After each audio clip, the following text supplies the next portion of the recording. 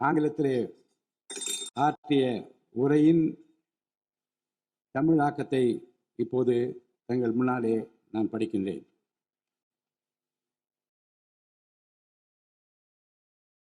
மாண்புமிகு சட்டமன்ற பேரவை உறுப்பினர்களே, வணக்கம். மக்களே நாட்டின் உண்மையான எஜமானர்கள் என்றார் பேரறிஞர் அண்ணா. அண்மையில் நடந்து முடிந்த தமிழ்நாடு சட்டமன்ற தேர்தலில் தமிழ்நாட்டின் எஜமானர்களால் தேர்ந்தெடுக்கப்பட்டு 17வது தமிழ்நாடு சட்டமன்ற பேரவையின் முதல் கூட்டத்தொடரில் இங்கே அமர்ந்திருக்கும் சட்டமன்ற உறுப்பினர்களுக்கு எனது நல்வாழ்த்துக்களை முதற்கண் தெரிவித்துக் கொள்கிறேன். ஜனநாயகத்தின் இதயமாகவும் மூளையாகவும் திகழ்கின்ற வரலாற்று சிறப்புமிக்க இந்த மாமன்றத்தின் உறுப்பினராகிய தாங்கள் அனைவருக்கும் மக்களுக்கு தேவையானவற்றை விவாதித்து அதற்கு ஏற்ப சட்டங்களை இயற்றி மக்கள் நலனை காப்பீர்கள் என்று நான் உறுதியாக நம்புகிறேன். சமத்துவம், சுதந்திரம் மற்றும் சகோதரத்துவம் ஆகிய மூன்றும் ஒன்றிணைந்ததே உண்மையான ஜனநாயகம் என்றார் அண்ணல் டாக்டர் அம்பேத்கர் அவர்கள். அத்தகைய ஜனநாயகம் மலர வேண்டும் என்றால் பகுத்தறிவு பகலவன் தந்தை பெரியார், பெருந்தலைவர் காமராஜர், சட்டமேதை அண்ணல் அம்பேத்கர், வீரமங்கை ராணி வேலு நாச்சியார், மக்கள் சேவகர் அஞ்சரை அம்மாள் ஆகியோரை கொள்கை தலைவர்களாக கொண்டுள்ள சாதி, மதம், மொழி, இனம், பணம் ஆகியவற்றுக்கு அப்பாற்பட்டு செயல்படும் தமிழக வெற்றி கழகத்தின் தலைவர் மாண்புமிகு தமிழ்நாடு முதலமைச்சர் திரு ச. ஜோசப் விஜய் அவர்களால் தான் முடியும் என்று முடிவெடுத்து தமிழக வெற்றி கழகத்தின் தலைமையிலான அரசினை ஆட்சி அதிகாரத்தில் தமிழ்நாட்டு மக்கள் அமர்த்தியுள்ளார்கள். மாற்றம் ஒன்றே மாறாதது என்பதற்கேற்ப தமிழ்நாட்டின் அரசியல் வரலாற்றில் இதுவரை நிகழ்ந்திராத ஒரு மாற்றம் அண்மையில் நடந்து முடிந்த தமிழ்நாடு சட்டமன்ற தேர்தலில் ஏற்பட்டிருக்கிறது. கட்சி தொடங்கிய 2 ஆண்டுகளில் மக்களின் பேராதரவுடன் தன்னந்தனியாக பல தடைக்கற்களை உடைத்தெறிந்து பணநாயகத்தை ஒழித்து ஜனநாயகத்தை நிலைநாட்டி ஆட்சியை பிடித்திருக்கிறார் சரித்திர நாயகர் மாண்புமிகு தமிழ்நாடு முதலமைச்சர் அவர்கள். மறுமலர்ச்சி என்பது மாண்புகளை மாய்த்திடும் நஞ்சு அல்ல, மாண்புகளை மாய்க்கும் நச்சு பூச்சிகளை அழித்திடும் முறை என்றார் பேரறிஞர் அண்ணா. பேரறிஞர் அண்ணா அவர்களின் பொன்மொழிக்கேற்ப தமிழ்நாட்டின் அரசியலில் ஒரு புதிய மறுமலர்ச்சியை, மகத்தான மாபெரும் விசில் புரட்சியை குறுகிய காலத்தில் ஏற்படுத்தி இமாலய சாதனை புரிந்திருக்கிறார் மாண்புமிகு முதலமைச்சர் அவர்கள். இந்திய நாடு சுதந்திரமடைந்த பிறகு தமிழ்நாட்டின் அரசியலில் 1967ஆம் ஆண்டு பேரறிஞர் அண்ணா அவர்களும் 1977ஆம் ஆண்டு புரட்சித் தலைவர் எம்ஜிஆர் அவர்களும் மாபெரும் புரட்சியை ஏற்படுத்தினார்கள். அந்த வரிசையில் 2026ஆம் ஆண்டு மாபெரும் சரித்திர புரட்சியை தன்னந்தனியாக ஏற்படுத்தி இருக்கிறார் மாண்புமிகு தமிழ்நாடு முதலமைச்சர் அவர்கள். மாநில உரிமை, பெண்கள் நலன் மற்றும் பாதுகாப்பு, சமூக நீதி, சம வாய்ப்பு, மாற்றுத்திறனாளிகள், விவசாயிகள், மீனவர்கள், நெசவாளர்கள், தொழிலாளர்கள், திருநர் மற்றும் சிறுபான்மையினர் ஆகியோரின் நலன், கல்வி, மருத்துவம் மற்றும் சுகாதாரம், உரிய பிரதிநிதித்துவம் என அனைவரையும் உள்ளடக்கிய ஆட்சி என்ற கொள்கையை அடிப்படையாக கொண்டு சட்டங்களை இயற்றும் அரசாக, திட்டங்களை தீட்டும் அரசாக, 7.5 கோடி தமிழ்நாட்டு மக்களுக்கான அரசாக இந்த அரசு விளங்கும். தமிழக வெற்றி கழகத்தின் கொள்கை தலைவர்களாக திகழும் பகுத்தறிவு பகலவன் தந்தை பெரியார், பெருந்தலைவர் காமராஜர், சட்டமேதை அண்ணல் அம்பேத்கர், ராணி வேலு நாச்சியார், மக்கள் சேவகர் அஞ்சலை அம்மாள் ஆகியோர் இன்று நம்முடன் இல்லை என்றாலும் அவர்கள் வகுத்து தந்த கொள்கைகளை கட்டிக்காத்து பேரறிஞர் அண்ணா மற்றும் புரட்சித் தலைவர் எம்ஜிஆர் அவர்களது வழியில் ஜனநாயகத்தின் மேன்மையை மேம்படுத்த தேவையான அனைத்து நடவடிக்கைகளையும் இந்த அரசு நடைமுறைப்படுத்தும். கூட்டணி ஆட்சி தத்துவத்தின் இலக்கணமாக திகழும் இந்த அரசு கடந்த 74 ஆண்டு காலமாக தமிழ்நாட்டின் அரசியல் வரலாற்றில் கண்டிராத ஆட்சியிலும் பங்கு, அதிகாரத்திலும் பங்கு என்பதை செய்து காட்டியுள்ளது. தமிழக வெற்றி கழக அரசு பொறுப்பேற்ற பின்னர் மாண்புமிகு முதலமைச்சர் திரு ச. ஜோசப் விஜய் அவர்கள் புதுதில்லியில் மாண்புமிகு இந்திய பிரதமர் திரு நரேந்திர மோடிஜி அவர்களை நேரில் சந்தித்து தமிழ்நாட்டின் நீண்டகால கோரிக்கைகளான வான்வழி அமைப்பு மையத்தை CABS கேப்ஸ் ஓசூரின் அருகில் நிறுவவும், மேகதாது அணை கட்ட கர்நாடக அரசு முயல்வதை தடுக்கவும், தமிழ்நாட்டு மீனவர்கள் இலங்கை அரசால் கைது செய்யப்படுவதை தடுத்து மீனவர்களையும் அவரது படகுகளையும் உடனே விடுவிப்பதற்கான நடவடிக்கைகள் அடங்கிய கோரிக்கை மனுவை அளித்து தமிழ்நாட்டுக்கு தேவையான நிதி உதவி உள்ளிட்ட அனைத்து உதவிகளையும் வழங்குமாறு கேட்டுக்கொண்டார். மேலும் ஒன்றிய அரசிடம் மாண்புமிகு முதலமைச்சர் அவர்கள் தமிழ்நாட்டிற்கு தேவையான நெடுஞ்சாலை மற்றும் உட்கட்டமைப்பு மேம்பாட்டிற்கான நிதி ஒதுக்கீடு, தேசிய முக்கியத்துவம் வாய்ந்த கல்வி நிறுவனங்களை தமிழ்நாட்டில் நிறுவுதல் மற்றும் ஓசூர், கோயம்புத்தூர் மற்றும் மதுரை நகரங்களுக்கு தேவையான மெட்ரோ ரயில் திட்டங்களுக்கு நிர்வாக ஒப்புதல் வழங்குதல் குறித்து கோரினார். நிதி ஆயோக்கின் 11வது ஆட்சி மன்ற குழு கூட்டத்தில் கலந்து கொண்ட மாண்புமிகு முதலமைச்சர் அவர்கள் இக்கோரிக்கைகளை நிறைவேற்ற மீண்டும் ஒருமுறை ஒன்றிய அரசிடம் வலியுறுத்தினார். இந்த கோரிக்கைகளை கனிவுடன் பரிசீலித்து ஒன்றிய அரசு தமிழ்நாட்டிற்கு தேவையான உதவிகளை செய்யும் என்று எதிர்பார்க்கப்படுகிறது. ஒன்றிய அரசுக்கு தமிழ்நாட்டு மக்கள் செலுத்தும் வரியிலிருந்து தமிழ்நாட்டிற்கு சேர வேண்டிய உரிய நிதி பகிர்வினை கோருவதற்கு தமிழ்நாடு சட்டமன்றத்தில் தீர்மானம் இயற்றப்படும். அவ்வாறு தீர்மானம் நிறைவேற்றுவதோடு நின்றுவிடாமல் உச்சநீதிமன்றம் வரை சென்று நிதி பகிர்வினை சட்ட ரீதியாக பெறுவதற்காக சட்ட வல்லுநர்கள் அடங்கிய சிறப்பு குழு அமைக்கப்படும். தமிழ்நாட்டிற்கு வரவேண்டிய ஒவ்வொரு ரூபாய் வருவாயும் முறையாக ஆவணப்படுத்தப்பட்டு தமிழ்நாட்டிற்கான நிதி பகிர்வில் ஒன்றிய அரசின் பாரபட்சமான அணுகுமுறை அறிக்கையாக வெளியிடப்படும். மேலும் தமிழ்நாட்டிற்குரிய நியாயமான நிதி பகிர்வை ஒன்றிய அரசிடமிருந்து பெறுவது உறுதி செய்யப்படும். தமிழ்நாட்டின் நலனை பாதுகாப்பதற்கும் மாநில உரிமைகளுக்காக போராடுவதற்கும் மாநிலங்களுக்கு தேவையான நலத்திட்டங்களை நிறைவேற்றுவதற்கும் புதிய கட்டமைப்புகளை உருவாக்குவதற்கும் ஒன்றிய அரசை தொடர்ந்து வலியுறுத்தி பெரும் முனைப்புடன் இந்த அரசு செயல்படும். கடந்த சில ஆண்டுகளில் தமிழ்நாட்டின் நிதி நிலைமை மிக மோசமான சீர்கேட்டை சந்தித்துள்ளது. மாண்புமிகு முதலமைச்சர் அவர்கள் பதவியேற்ற பிறகு ஆற்றிய தனது முதல் உரையில் உறுதியளித்தபடி கடந்த கால அரசின் தவறான நிதி நிர்வாகத்தின் மறைக்கப்பட்ட உண்மை நிலையை வெளிக்கொணரும் வகையில் தமிழ்நாட்டின் நிதி நிலை குறித்த வெள்ளை அறிக்கையை இந்த அரசு வெளியிட்டுள்ளது. கடந்த 5 ஆண்டுகளில் மட்டும் கடனின் அளவு ஏறத்தாழ 2 மடங்காக உயர்ந்தது. 10 லட்சம் கோடி ரூபாய் என்ற அளவை எட்டியுள்ளது. இது தற்போது மாநில மொத்த உள்நாட்டு உற்பத்தி மதிப்பில் ஜிஎஸ்டிபி 28.3% உள்ளது. இதன் காரணமாக தமிழ்நாட்டில் வாழும் ஒவ்வொரு தனி நபர் மீதும் 1 லட்சம் ரூபாய்க்கும் அதிகமான கடன் சுமை உள்ளது. 2024-25 நிதியாண்டில் 48,840 கோடி ரூபாயாக இருந்த மாநிலத்தின் வருவாய் பற்றாக்குறை 2025-26 நிதியாண்டில் 78,324 கோடி ரூபாயாக ஒரே ஆண்டில் உயர்ந்து மாநில மொத்த உள்நாட்டு உற்பத்தி மதிப்பில் ஜிஎஸ்டிபி 2.2% உள்ளது. மொத்த வருவாய் வரவுகளில் கிட்டத்தட்ட 23% வட்டி செலுத்துவதற்கே செலவிடப்படுகிறது. வருவாய் இழப்புகள் மற்றும் வரி வசூல் துறைகளில் நிலவும் திட்டமிட்ட ஊழல் காரணமாக 2021-22 நிதியாண்டில் மாநில மொத்த உள்நாட்டு உற்பத்தி மதிப்பில் 5.93% இருந்த வரி வருவாய் 2025-26 நிதியாண்டில் 5.45% குறைந்துள்ளது. அரசுக்கு நியாயமாக செல்ல வேண்டிய திசை மாறி சென்ற வருவாயை முறையாக அரசின் கருவூலத்திற்கு கொண்டு வர இந்த அரசு ஏற்கனவே ஒருங்கிணைந்த நடவடிக்கைகளை தொடங்கியுள்ளது. இதுவரை தடமாறி சென்ற வருவாயை அரசின் கணக்குக்கு கொண்டு வரும் பொருட்டு மதுபான உற்பத்தியாளருக்கான கூடுதல் சிறப்பு கட்டணத்தை பிரிவிலேஜ் ஃபீ இந்த அரசு அண்மையில் விதித்துள்ளது. இதன் மூலம் அரசின் கருவூல கணக்கில் வரவு வராத வருவாய்கள் அனைத்தும் முழுமையாக முறைப்படுத்தப்படும். அரசின் அதிகாரப்பூர்வ கருவூல வருவாயாக நேரடியாக மாற்ற நடவடிக்கைகள் எடுக்கப்பட்டும் அரசிற்கு ஓர் ஆண்டிற்கு 1000 கோடி ரூபாய் வரை வரவு எதிர்பார்க்கப்படுகிறது. வருவாய் வரவுகளில் ஏற்படும் அனைத்து இழப்புகளையும் அதேபோல் அரசு பணிகள் மற்றும் இதர அரசு செலவினங்களில் ஏற்படும் இழப்புகளையும் தடுத்து நிதி நிலையை மீண்டும் சீரான பாதைக்கு கொண்டு வர இந்த அரசு அனைத்து நடவடிக்கைகளையும் மேற்கொண்டு வருகிறது. இதன் மூலம் தமிழ்நாட்டு மக்களுக்கு அளித்த வாக்குறுதிகளை இந்த அரசு முழுமையாக நிறைவேற்றும். மிகவும் சவாலான நிதி நெருக்கடியினை தமிழ்நாடு அரசு சந்தித்து வரும் வேளையிலும் மக்களுக்கு அளித்த வாக்குறுதிகளை நிறைவேற்றும் முனைப்புடன் இந்த அரசு ஆட்சி பொறுப்பேற்றவுடன் மாண்புமிகு முதலமைச்சர் அவர்கள் முதல் 3 உத்தரவுகளாக நுகர்வோரின் மின் கட்டணத்தினை குறைத்திடும் விதமாக அரசிற்கு ஏற்படக்கூடிய 1730 கோடி ரூபாய் செலவில் 2 மாதங்களுக்கு 500 யூனிட் வரை பயன்படுத்தும் வீடுகளுக்கு 200 யூனிட் இலவச மின்சாரம் வழங்கவும், மாநிலத்தின் அனைத்து மாவட்டங்களிலும் போதைப் பொருள் தடுப்பு சிறப்பு படையினை உருவாக்கவும் மற்றும் பெண்கள் மற்றும் குழந்தைகளின் பாதுகாப்பிற்காக சிங்கப்பெண் சிறப்பு அதிரடி படையினை ஏற்படுத்தவும் ஆணையிட்டுள்ளார்.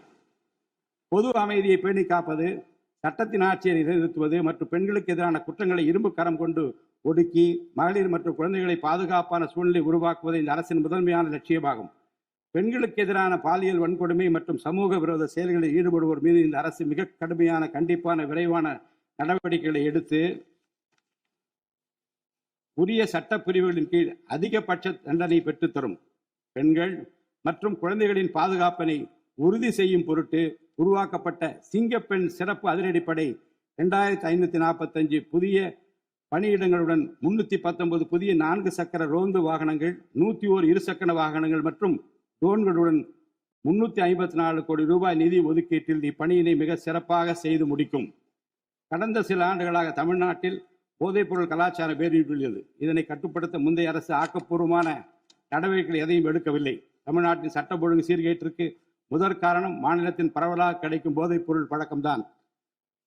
போதைப்பொருள் இல்லாத தமிழ்நாட்டை உருவாக்குவது இந்த அரசு முழு மூச்சுடன் செயல்படும். இதனை செயல்படுத்தும் விதமாக போதைப்பொருள் தடுப்பு சிறப்பு படை அனைத்து மாவட்டங்களை உருவாக்க இந்த அரசு உத்தரவிட்டுள்ளது. போதைப்பொருள் நடமாட்டத்தை முற்றிலுமாக ஒழிக்க தேவையான அனைத்து நடவடிக்கைகளையும் இந்த அரசு எடுத்து வருகிறது. பொதுமக்களின் நலனில் பெரிதும் அக்கறை கொண்ட இந்த அரசு பொறுப்பேற்றவுடன் முதற்கட்டமாக வழிபாட்டு தலங்கள், கல்வி நிறுவனங்கள் மற்றும் பேருந்து நிலையங்களுக்கு அருகில் 500 மீட்டர் தொலைவில் அமைந்திருந்த 717 மதுபான சில்லறை விற்பனை கடைகள் மூடப்பட்டுள்ளன. கள்ளச்சாராய நடமாட்டம் மற்றும் சட்டவிரோத மது விற்பனையை முற்றிலும் ஒழிப்பதற்கும் இத்துறையில் முழுமையான கண்காணிப்பை ஏற்படுத்துவதற்கும் தேவையான கடுமையான விதிமுறைகள் உருவாக்கப்பட்டு நடைமுறைப்படுத்தப்படும். இதன் மூலமாக ஆயத்தீர்வை வசூல் மற்றும் மதுபான விநியோகத்தில் உள்ள முறைகேடுகள் தடுக்கப்பட்டு மாநிலத்தின் சமூக பொருளாதார சூழல் நல்வழிப்படுத்தப்படும். தமிழ்நாட்டில் கனிம வளத்துறையில் மலிந்து கிடக்கும் ஊழல் முறைகேடுகள் காரணமாக கனிம வளங்கள் மூலம் கிடைக்கும் வருவாயில் பெரும் அளவில் இழப்பு ஏற்பட்டுள்ளது. மாநிலத்தில் உள்ள கனிம வளங்களை திறம்படவும் சுற்றுச்சூழலுக்கு உகந்த வகையில் நீடித்த காலத்திற்கு பயன்படுத்துவதையும் இந்த அரசு உறுதி செய்யும். அரசின் கருவூலத்திற்கு வரவேண்டிய வருவாய் வேறு வழிகளில் திசை மாறி செல்வதை தடுத்து அது முறையாக வந்து சேருவதை உறுதி செய்வதற்காக முறையான ஒழுங்குமுறை மற்றும் அமலாக்கத்தின் மூலம் திட்டமிட்ட சட்டவிரோத கனிம தொழிலும் வரி ஏய்ப்பும் இரும்பு கரம் கொண்டு ஒடுக்கப்படுகின்றன. இந்த முயற்சிகளின் வாயிலாக கனிமங்கள் மூலமாக கிடைக்கும் வருவாயை இரட்டிப்பாக்க அரசு தீவிரமாக முயன்று வருகிறது. இந்த அரசு பொறுப்பேற்றவுடன் தமிழ்நாட்டில் உள்ள ஏரிகள் மற்றும் குளங்களில் படிந்துள்ள வண்டல் மண்ணை விவசாய பெருமக்கள், மட்பாண்ட தொழிலாளர்கள் மற்றும் தனிநபர்களின் வீட்டு உபயோகங்களுக்கு விலையில்லாமல் வழங்குவதற்கு அனுமதி அளிக்கப்பட்டுள்ளது. இதன் மூலம் நீர்நிலைகளின் கொள்ளளவு அதிகரிப்பதற்கு வழிவகை ஏற்படுவதுடன் மழைநீர் மற்றும் நிலத்தடி நீர் சேமிப்பிற்கும் உதவிகரமாக இருக்கும். இத்திட்டமானது மண் வளத்தை மேம்படுத்தி அதன் மூலம் வேளாண் உற்பத்தி திறனையும் அதிகரிக்கும். இத்திட்டத்தின் கீழ் தற்போது வரை 18,274 ஏரிகள் மற்றும் குளங்கள் அறிவிக்கை செய்யப்பட்டுள்ளன. வேளாண் பெருமக்களுக்கு உதவும் வகையில் கூட்டுறவு சங்கங்களின் மூலம் 75,000 ரூபாய் வரை பயிர்க்கடன் பெற்ற விவசாயிகளுக்கு 100% முழுமையாக பயிர்க்கடன் தள்ளுபடி செய்தும், மற்ற விவசாயிகளுக்கு 35,000 ரூபாய் பயிர்க்கடன் தள்ளுபடி செய்தும் மாண்புமிகு தமிழ்நாடு முதலமைச்சர் உத்தரவிட்டுள்ளார். இதன் மூலம் 14.43 லட்சம் விவசாயிகள் பயனடைவர். இதனால் சுமார் 6,000 கோடி ரூபாய் அரசிற்கு கூடுதல் செலவினம் ஏற்படும். வேளாண் துறையை மறுமலர்ச்சி அடைய செய்வதும் வேளாண் பெருமக்களின் வாழ்வாதாரத்தை மேம்படுத்துவதுமே இந்த அரசின் முதன்மையாக கொள்கையாகும். விவசாயிகளுக்கு வழங்கப்படும் உடனடி நிதி உதவிகள் மற்றும் கடன் தள்ளுபடிகள் மட்டுமின்றி முறையான நீர்ப்பாசன மேலாண்மை, நவீன விவசாய தொழில்நுட்பங்கள், குளிர்பதன கிடங்கு வசதிகளை மேம்படுத்துதல் மற்றும் விளைபொருட்களுக்கு உரிய லாபகரமான விலை கிடைப்பதை உறுதி செய்தல் போன்றவற்றின் மூலம் விவசாயிகளின் நலன்களை காக்கும் முதன்மை சக்தியாக இந்த அரசு செயல்படும்.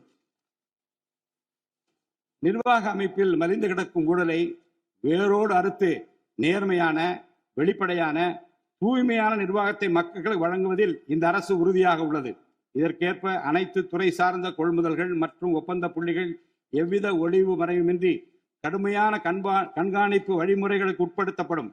கடந்த காலங்களில் நிலவிய முறையற்ற நிதி பரிமாற்றங்களும் இடைத்தரகர்களின் தலையீடுகளும் முற்றிலுமாக ஒழிக்கப்படும். ஒவ்வொரு சமூகத்திற்கும் உரிய அளவிலான பிரதிநிதித்துவம் கிடைப்பதே உண்மையான சமூக நீதி என்பது இந்த அரசின் அடிப்படை கொள்கை. இந்த கொள்கை மற்றும் வாக்குறுதியை நிறைவேற்ற சாதிவாரி கணக்கெடுப்பினை மக்கள் தொகை கணக்கெடுப்புடன் இணைந்து விரைவாக முடிக்க நாம் ஒன்றிய அரசினை வலியுறுத்துவோம். ஒன்றிய அரசின் சாதிவாரி கணக்கெடுப்பு முடிந்த பின்னர் தமிழ்நாடு அரசு சமூக நீதி கணக்காய்வினை நடத்தும். 1968 ஆண்டில் பேரறிஞர் அண்ணா அவர்கள் முதலமைச்சராக இருந்தபோது மும்மொழி கொள்கை நீக்கப்பட வேண்டும், தமிழ் மற்றும் ஆங்கிலம் ஆகிய இருமொழிகள் மட்டுமே பயிற்றுவிக்கப்பட வேண்டும் என்ற தீர்மானம் தமிழ்நாடு சட்டமன்ற பேரவையில் நிறைவேற்றப்பட்டது. அன்று முதல் இன்று வரை தமிழ்நாட்டில் இருமொழி கொள்கையே கடைபிடிக்கப்பட்டு வருகிறது. இருமொழி கொள்கை என்பது தமிழ்நாட்டு மக்களால் ஏற்றுக்கொள்ளப்பட்ட ஒன்று என்ற சூழ்நிலையில் அதனையே இந்த அரசு தொடர்ந்து கடைபிடிக்கும். சென்னை உயர்நீதிமன்றம் மற்றும் சென்னை உயர்நீதிமன்ற மதுரை கிளையில் தமிழ் மொழியை வழக்காடு மொழியாக பயன்படுத்தவும் உச்ச நீதிமன்ற கிளையை சென்னையில் அமைக்கவும் ஒன்றிய அரசை இந்த அரசு வலியுறுத்தும். தேசிய கல்விக் கொள்கை 2020 இந்த அரசு கடுமையாக எதிர்க்கும். தேசிய கல்விக் கொள்கையின்படி மும்மொழி கொள்கையை கடைபிடித்தால்தான் அனைவருக்கும் கல்வி இயக்கம் திட்டத்தின் கீழ் தமிழ்நாட்டிற்கு நியாயமாக கிடைக்கப்பெற வேண்டிய 3458 கோடி ரூபாய் நிதியை விடுவிக்க முடியும் என்ற ஒன்றிய அரசின் நிலைப்பாடு ஏற்றுக்கொள்ளக்கூடியது அல்ல. இது மும்மொழி கொள்கையை தமிழ்நாட்டில் திணிப்பதற்கு சமமாகும். மும்மொழி கொள்கையை நிறைவேற்றினால்தான் நிதி ஒதுக்கீடு செய்யப்படும் என்ற நிலைப்பாட்டை ஒன்றிய அரசு மறுபரிசீலனை செய்து தமிழ்நாட்டுக்குரிய நிதியை உடனடியாக விடுவிக்க ஒன்றிய அரசை இந்த அரசு வலியுறுத்தும். அரசியலமைப்பு சட்டத்தின் கீழ் கல்வியானது பொதுப்பட்டியலில் இருப்பதன் காரணமாக நீட் தேர்வு, தேசிய கல்விக் கொள்கை திணிப்பு, மும்மொழி கொள்கை போன்ற பிரச்சனைகள் ஏற்படுகின்றன. எனவே கல்வியை பொது பட்டியலில் இருந்து மாநில பட்டியலுக்கு மாற்ற தேவையான அனைத்து முயற்சிகளையும் இந்த அரசு மேற்கொள்ளும். உண்மையான கல்வி சீர்திருத்தம் என்பது கல்வி நிறுவனங்களின் தரத்தையும் அதன் கற்பித்தல் திறனையும் உயர்த்துவதிலே அடங்கியுள்ளது. இதற்கேற்ப மாநிலத்தின் பல்கலைக்கழகங்கள் மற்றும் உயர்கல்வி நிறுவனங்களில் நீண்ட காலமாக நிரப்பப்படாமல் உள்ள தேவையான உதவி பேராசிரியர் மற்றும் ஆசிரியர் காலி பணியிடங்களை தகுதி மற்றும் திறமையின் அடிப்படையில் வெளிப்படையான முறையில் நிரப்புவதற்கு இந்த அரசு போர்க்கால அடிப்படையில் நடவடிக்கை எடுக்கும். அது மட்டுமின்றி உயர்கல்வித்துறையில் பல்வேறு அடிப்படை சீர்திருத்தங்களை இந்த அரசு கொண்டு வரும். இதன் மூலம் உலக தரம் வாய்ந்த உயர்கல்வி தமிழ்நாடு மாணவர்களுக்கு கிடைக்கப்பெறும். தமிழ்நாட்டின் நெற்களஞ்சியமாக விளங்குவது காவிரி டெல்டா பகுதி. டெல்டா மாவட்டங்களின் பிரதான நீர் ஆதாரமான காவிரி நீரினையே டெல்டா பகுதி விவசாயிகள் நம்பியுள்ளனர். காவிரி நீரை பயன்படுத்துவதில் தமிழ்நாட்டிற்கு உள்ள உரிமை மிக பழமை வாய்ந்தது. நம்முடைய உரிமையை உச்ச நீதிமன்றத்தில் நிலைநாட்டிய பின்பும் காவிரி நீரை பெறுவதற்கு ஒவ்வொரு ஆண்டும் போராட வேண்டிய நிலை இருக்கிறது. உரிய நீருக்கு பதிலாக உபரி நீர்தான் தமிழ்நாட்டிற்கு கர்நாடக அரசால் வழங்கப்படுகிறது. இந்த நிலையில் மேகதாது திட்டத்தை செயல்படுத்த கர்நாடக அரசு முயன்று வருகிறது. இந்த திட்டம் செயல்படுத்தப்பட்டால் விவசாயிகளின் வாழ்வாதாரம் பாதிக்கப்படுவதுடன் வேளாண் உற்பத்தியும் கடுமையாக பாதிப்படையும். இதனை தடுத்து நிறுத்தவும் தமிழ்நாட்டிற்கு நீரை உரிய காலத்தில் பெற்றுத்தரவும் தேவையான சட்ட நடவடிக்கைகளை இந்த அரசு எடுத்து வருகிறது. தமிழ்நாட்டு மீனவர்கள் தங்களின் வாழ்வாதாரம் மற்றும் பொருளாதார பாதுகாப்பை பாதிக்கும் பல்வேறு சவால்களை தொடர்ந்து எதிர்கொண்டு வருகின்றனர். பருவமழை, புயல் மற்றும் பிற இயற்கை பேரிடர்களால் ஏற்படும் பாதிப்புகளுக்கு அப்பாற்பட்டு பாக் வளைகுடா பகுதியில் தங்களின் பாரம்பரிய மீன்பிடி பகுதிகளில் மீன்பிடி தொழிலில் ஈடுபடும் மீனவர்கள் அடிக்கடி கடுமையான துன்பங்களை அனுபவித்து வருகின்றனர். அவர்கள் இலங்கை கடற்படை அதிகாரிகளால் கைது செய்யப்படுவதும் அவருடைய மீன்பிடி படகுகள் பறிமுதல் செய்யப்பட்டு நீண்ட காலம் பிடித்து வைக்கப்படுவதும் கணிசமான அளவில் அபராதங்கள் விதிக்கப்படுவதும் தொடர்ந்து நடைபெற்று வருகின்றன. இந்த நீண்டகால பிரச்சனைக்கு தீர்வு காண ஒன்றிய அரசு தொடர்ந்து வலியுறுத்தும். அதே நேரத்தில் மீனவர்களின் வாழ்வாதாரத்தையும் பொருளாதார நிலைத்தன்மையையும் வலுப்படுத்தும் பல்வேறு நடவடிக்கைகளையும் மேற்கொள்ளும். காலநிலை மாற்றத்தினை எதிர்கொள்வதிலும் தமிழ்நாட்டின் வனப்பரப்பு மற்றும் பசுமை பரப்பினை உயர்த்துவதிலும் சதுப்பு நில காடுகள், ஈரநிலங்கள், கடலோர பகுதிகள் என அனைத்து வகையான சூழலியல் முக்கியத்துவம் வாய்ந்த நிலப்பரப்புகளை பாதுகாப்பதிலும் இந்த அரசு உறுதியாக செயல்படும். நிலத்தடி நீர்மட்டத்தை உயர்த்தவும் மழை காலங்களில் வரும் நீரை சேமிக்கவும் ஏதுவாக ஏரிகள் மற்றும் குளங்கள் பராமரிப்பு திட்டம் ஒவ்வொரு ஆண்டும் செயல்படுத்தப்படும். மேலும் கடலுக்கு செல்கின்ற நீரை தடுக்கும் வகையிலும் மழை நீரினை சேமிக்கும் வகையிலும் தேவையான இடங்களில் தடுப்பணைகள் கட்ட நடவடிக்கைகள் மேற்கொள்ளப்படும். தென் மாவட்ட மக்களின் உயிர் நாடியாக விளங்குவது முல்லை பெரியாறு அணையாகும். முல்லை பெரியார் அணை நீர்மட்டத்தை 142 அடி வரை உயர்த்திக் கொள்ள உச்சநீதிமன்றம் 2014ஆம் ஆண்டு ஆணையிட்டதோடு அணையை வலுப்படுத்திய பின் அணையின் நீர்மட்டத்தை 152 அடி வரை உயர்த்திக் கொள்ளலாம் என்றும் அறிவுறுத்தி இருக்கிறது. ஆனால் அணையை வலுப்படுத்தும் பணிகளை மேற்கொள்ள தொடர்ந்து அனுமதி மறுத்து வரும் கேரள அரசானது அதற்கு மாறாக புதிய அணையை கட்ட வேண்டும் என்ற கோரிக்கையை தொடர்ந்து வலியுறுத்தி வருகிறது. கேரள அரசின் புதிய அணை கட்டும் முயற்சியை தடுக்கவும், முல்லை பெரியார் அணை பகுதியில் பழுதுபார்க்கும் பணிகளை மேற்கொள்ளவும், அணையின் நீர்மட்டத்தினை உயர்த்தவும் உறுதியான நடவடிக்கைகளை இந்த அரசு எடுக்கும். நதிநீர் இணைப்பு திட்டத்தை செயல்படுத்தும் விதமாக முதற்கட்டமாக தமிழ்நாட்டில் உள்ள நதிகளை இணைக்கவும், அதனை தொடர்ந்து ஒன்றிய அரசிடம் வலியுறுத்தி தென் மாநிலங்களில் உள்ள நதிகளை இணைக்கவும் இந்த அரசு தீவிரமாக முயற்சி மேற்கொள்ளும். கீழடி, ஆதிச்சநல்லூர், கொடுமணல், மயிலாடம்பாறை, சிவகலை, அழகன்குளம், அரிக்கமேடு, சல்வன்குப்பம் மற்றும் பூம்புகார் ஆகிய தலங்களில் தொடர்ந்து தொல்லியல் துறை ஆராய்ச்சி மேற்கொள்ளவும், கீழடி, ஆதிச்சநல்லூர் ஆகிய இரு தலங்களுக்கு யுனெஸ்கோவின் உலக பாரம்பரிய சின்னம் என்ற அங்கீகாரத்தை கிடைக்கவும், இத்தலங்களுக்கு பள்ளி மாணவர்களை கல்வி சுற்றுலா அழைத்துச் செல்லவும் இந்த அரசு வழிவகை செய்யும்.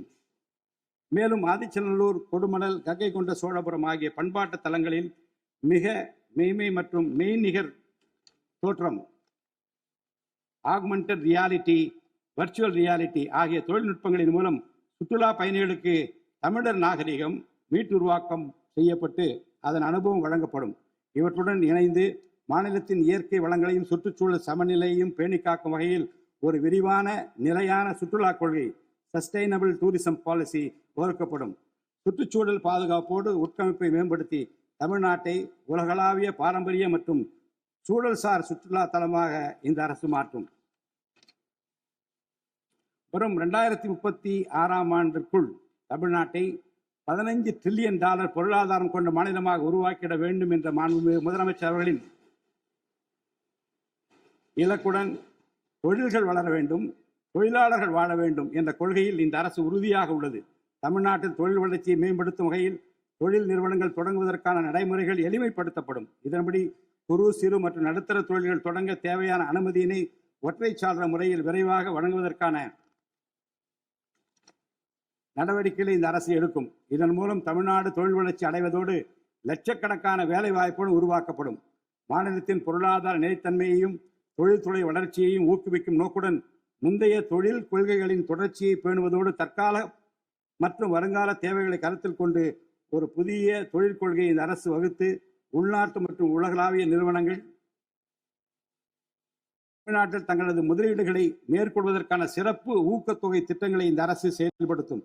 அனைத்து துறைகளுக்கும் பொருந்தக்கூடிய வகையில் ஒற்றை சாளர முறை, சிங்கிள் விண்டோ சிஸ்டம் முழுமையான டிஜிட்டல் தளமாக மேம்படுத்தி எவ்வித நிர்வாக தாமதமின்றி அனைத்து அனுமதிகளையும் விரைந்து வழங்கி தொழில் தொடங்குவதை எளிதாக்கும்.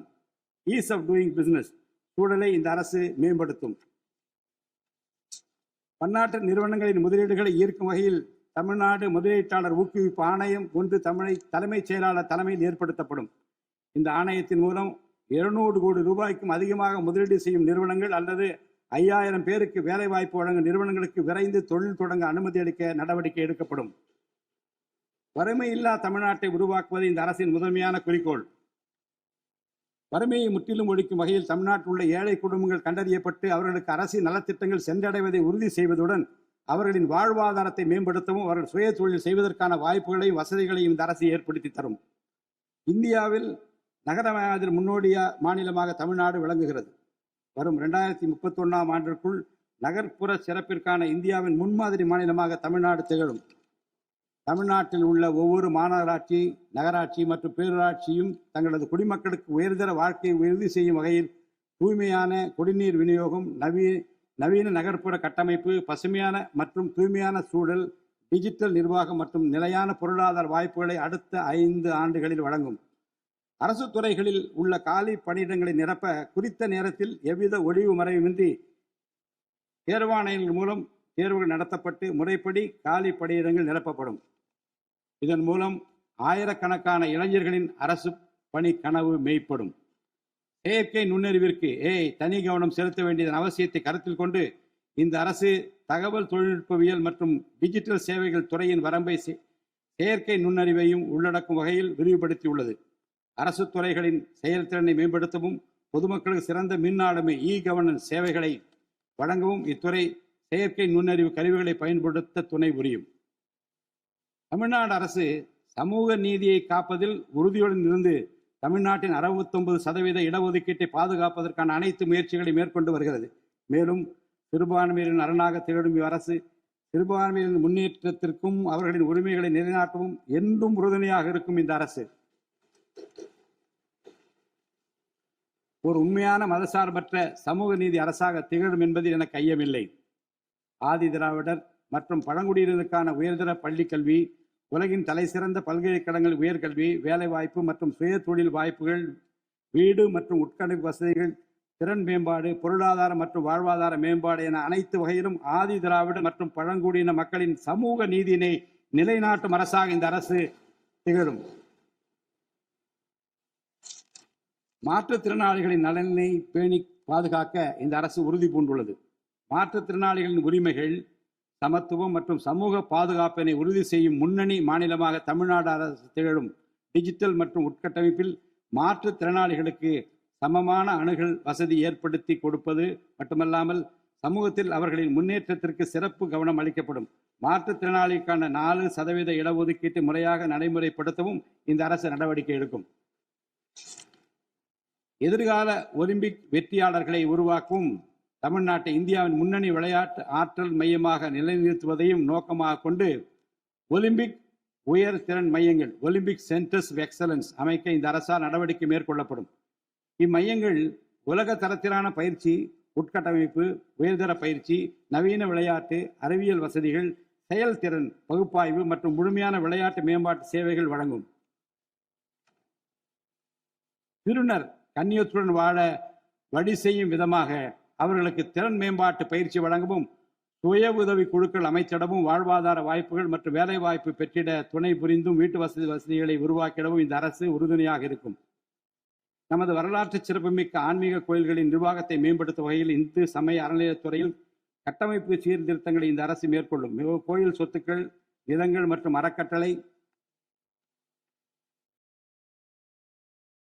வருவாய்கள் அனைத்தையும் முழுமையாக தணிக்கை ஆடிட் செய்வதற்கும் கணக்குகளை வெளிப்படையாகவும் கணினிமயமாகவும் கொண்டு வருவதற்கும் நடவடிக்கை எடுக்கப்படும்.